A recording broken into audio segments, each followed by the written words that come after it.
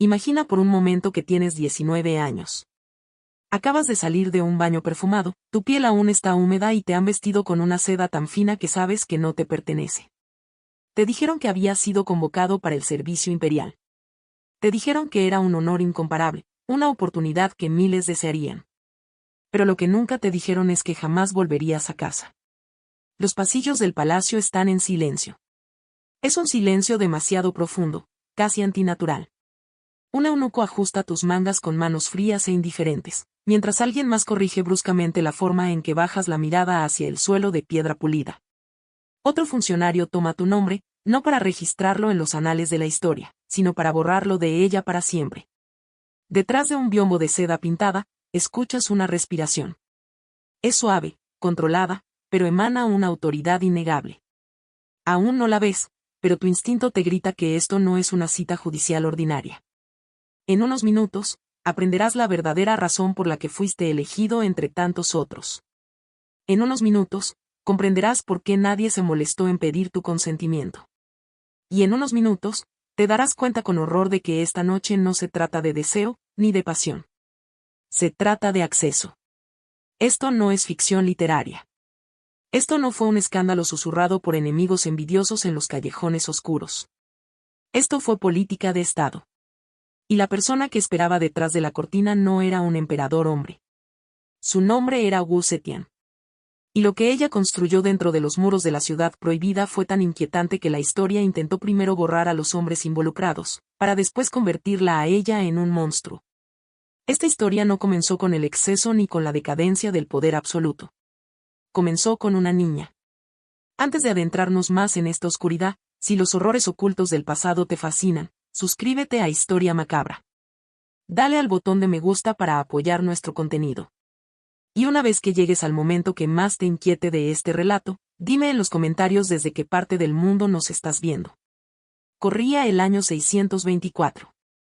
Durante el apogeo de la gloriosa dinastía Tang, nació una niña bajo un orden social que no se doblegaba ante las mujeres. Ella no era de la realeza. No era una heredera al trono. Era simplemente Wu, la hija de un rico comerciante de madera de Sichuan, una tierra brumosa donde las voces de las mujeres solían desvanecerse en las montañas antes de ser escuchadas.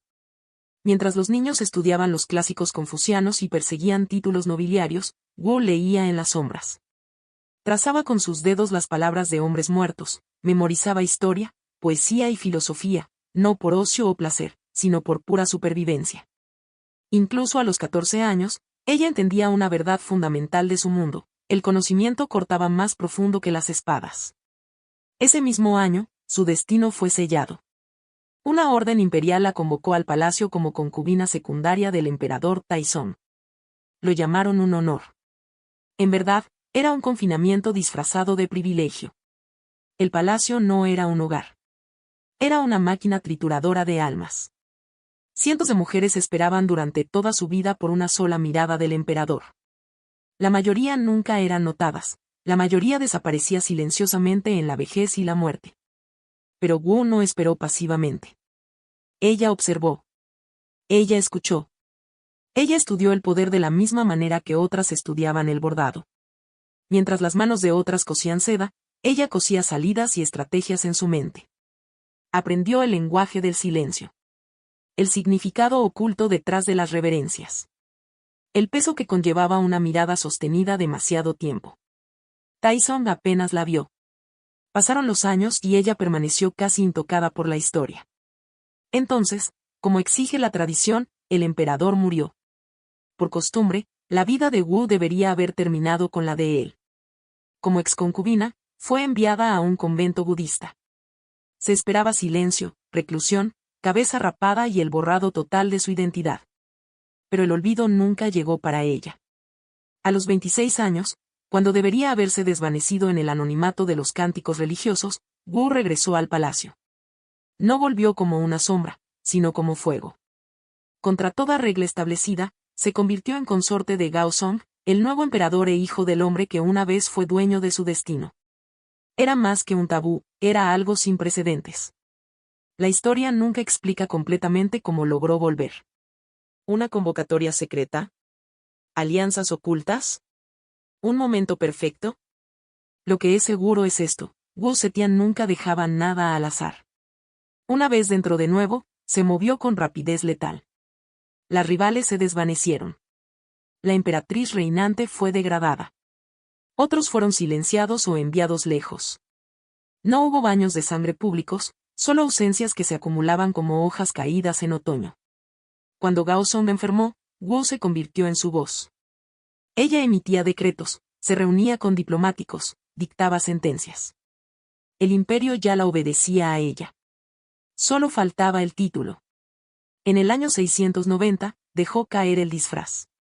Wu Zetian se declaró a sí misma emperatriz de China, o más precisamente, emperador. No regente, no cogobernante, sino soberana única. Fundó su propia dinastía y gobernó durante casi 2 décadas. El orden confuciano se estremeció hasta sus cimientos. Los eruditos citaban textos que ya no aplicaban, porque Wu Zetian no era un fallo en el sistema. Ella era su inversión total. Gobernó con eficiencia brutal. Reorganizó ministerios. Promovió el talento sobre los linajes de sangre. Cada documento llevaba su autoridad. Pero su marca más radical no se dejó en la ley, sino en las cámaras privadas del palacio. Allí, donde el poder siempre había fluido del emperador hacia las mujeres, Wu Zetian redirigió la corriente.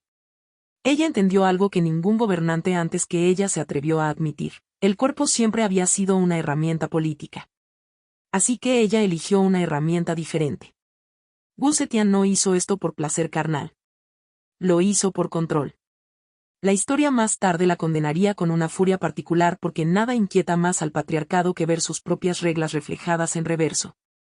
Lo que siempre se había aceptado en los emperadores, vastos harenes, palacios de placer, intimidad intercambiada por promoción, se convirtió en un escándalo imperdonable en el momento en que una mujer ejerció el mismo poder. En la historia, el deseo masculino era política. El deseo femenino fue tratado como un crimen. Para entonces el trono estaba seguro. La corona ya no era simbólica. Wu Zetian no solo había sobrevivido al sistema, lo había vaciado y se había metido dentro sola. Pero incluso la autoridad absoluta no puede funcionar solo con decretos. El poder necesita ojos. Necesita oídos. Necesita cuerpos lo suficientemente cerca para sentir la traición antes de que hable. El verdadero punto de inflexión no llegó en los campos de batalla. Llegó en los pasillos perfumados del palacio. Wu Zetian no reformó el sistema de concubinato. Lo dobló hasta que se convirtió en un arma.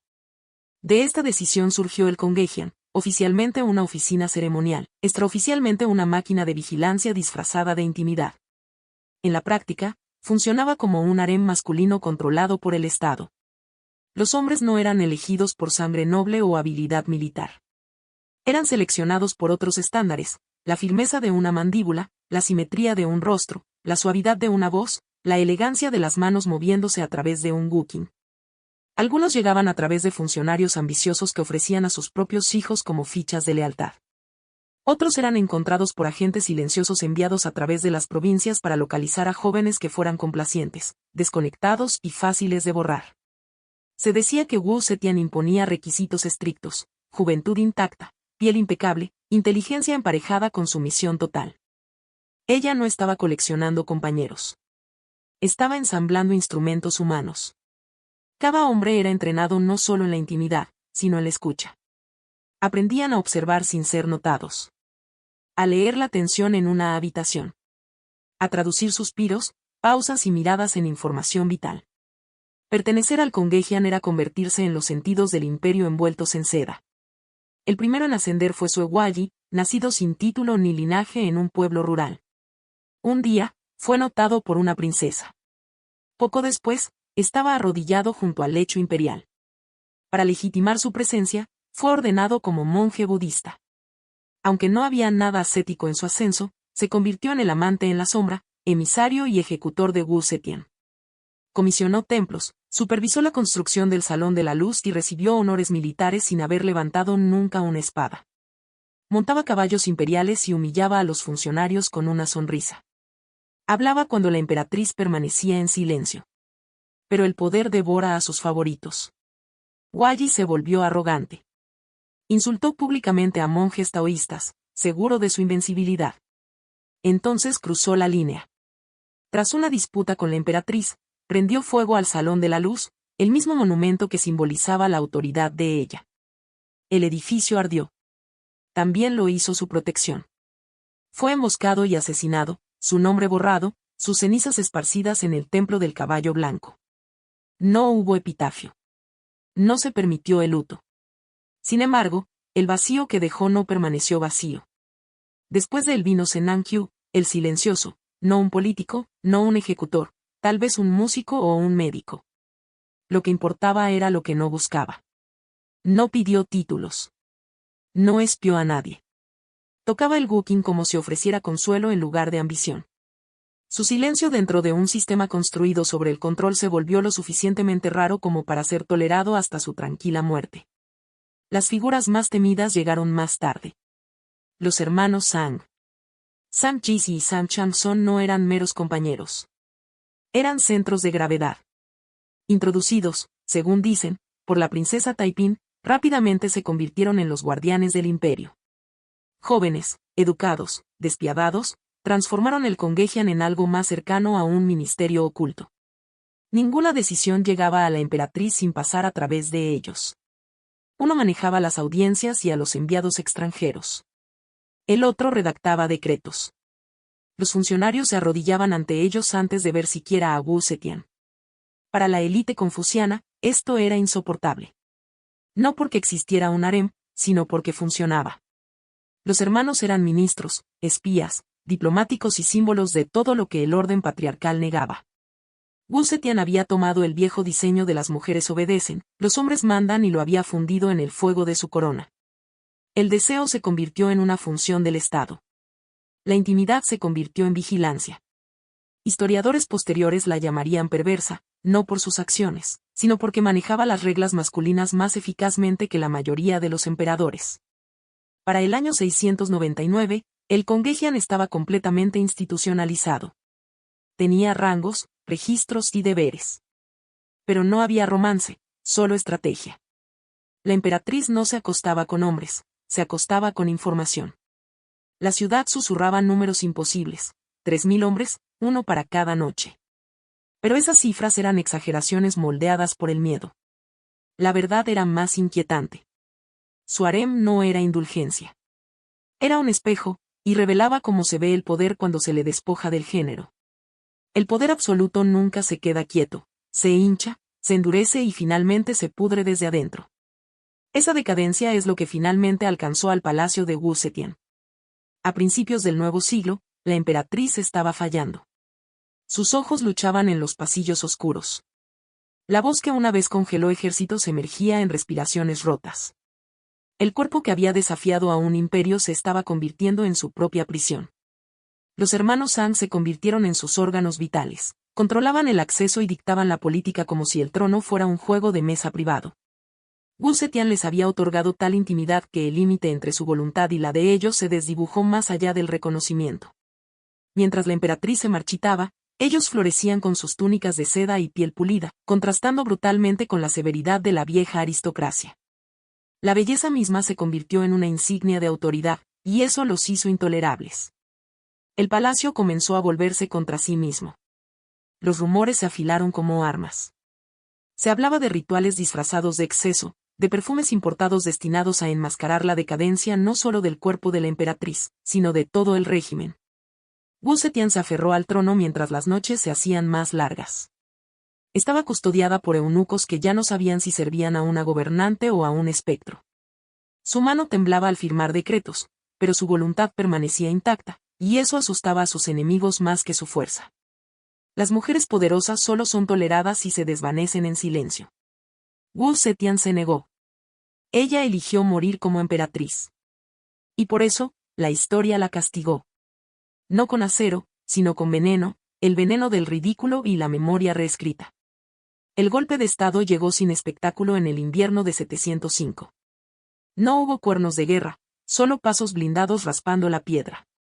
Los hermanos Sang fueron ejecutados en los jardines interiores, sus cabezas exhibidas como mensaje. El cuerpo que había tomado el trono sería purgado con sangre.